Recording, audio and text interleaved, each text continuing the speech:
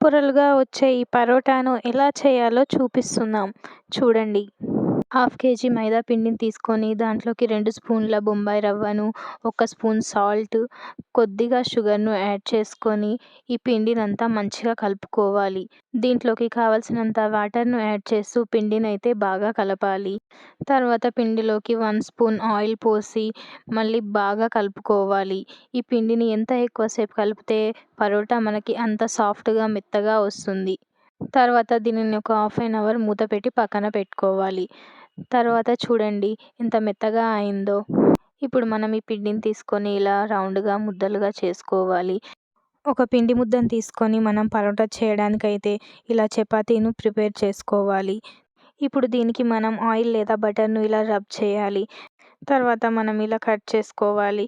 ఈ కట్ చేసుకున్న లేయర్స్ అన్నింటినీ ఒక్క దగ్గరగా చేస్తూ మనం దీన్ని రౌండ్‌గా ఫోల్డ్ చేసుకోవాలి. ఇప్పుడు దీనిని మనం బాగా గట్టిగా కాకుండా మెల్లగా నెమ్మదిగా అయితే తాల్చుకోవాలి. ఇప్పుడు ఈ పరోటానైతే పెంక ఎక్కువగా వేడయ్యాక వేయాలి. 2 సైడ్లు ఈ విధంగా కాలిన తర్వాత దీంట్లోకి నెయ్యిని వేసి మంచిగా రబ్ చేసుకోవాలి. మీడియం ఫ్లేమ్‌లో ఈ పరోటాను కాల్చుకుంటే పొరలు పొరలుగా మనకు చక్కగా వస్తుంది. చూడండి మెత్తగా లేయర్స్ ఎంత బాగా కనిపిస్తున్నాయో. ఈ పరోటాను మనం చికెన్, మటన్, పన్నీర్ కర్రీలతో తింటే చాలా బాగుంటుంది. మేమైతే పన్నీర్ మసాలా కర్రీతో తిన్నాం. చాలా బాగుంది. మీరు ట్రై చేయండి. అలాగే మరిన్ని రెసిపీల కోసం మా ఛానల్‌ను తప్పకుండా సబ్స్క్రైబ్ చేయండి.